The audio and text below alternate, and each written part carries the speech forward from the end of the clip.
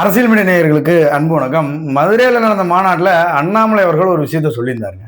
என்ன அப்படின்னு பாத்தீங்கன்னா, நம்ம குழந்தைகளை பள்ளிக்கு அனுப்பும் போது கழுத்துல ருத்ராசம் அணிவித்து பள்ளிக்கு அனுப்புங்க அப்படின்னு அண்ணாமலை அவர்கள் சொல்லியிருந்தாரு. என்னுடைய கோவில்கள் பாதுகாக்கப்பட வேண்டும்.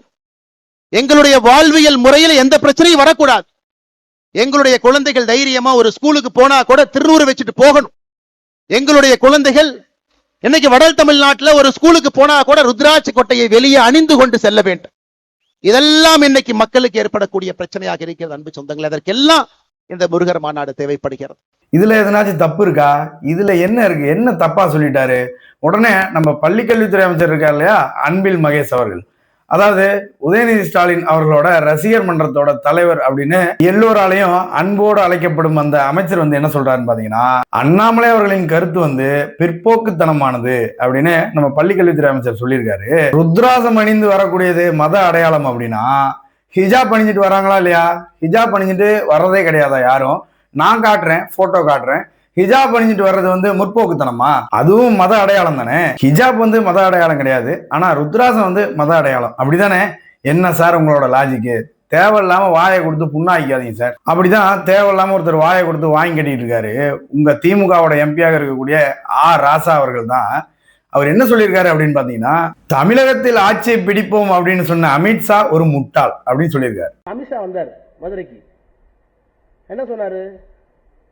டெல்லியை பிடித்து விட்டோம், ஹரியானாவை பிடித்து விட்டோம், மகாராஷ்டிராவை பிடித்து விட்டோம், அடுத்து தமிழ்நாடு தாங்கிறார். முட்டாள் முட்டாள். சரி, ஓகே. அப்போ நான் ஒரு வீடியோ போடுறேன், சிரிக்காம பார்க்கணும் எல்லாரும். ஒரு ஆக சிறந்த அறிவாளி பேசுறாரு பாருங்க.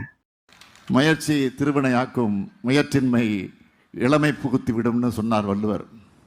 இவர் ஆக சிறந்த அறிவாளி. ஒரு திருக்குறள் தெரியல, ஒரு தமிழ்நாட்டோட முதலமைச்சர் ஒரு திருக்குறள் சொல்ல தெரியல. இவங்க அடுத்தவங்களை பார்த்து முட்டாள்னு சொல்றாங்க. ராசாவுக்கு இதுதான் ஃபர்ஸ்ட் அண்ட் லாஸ்ட்.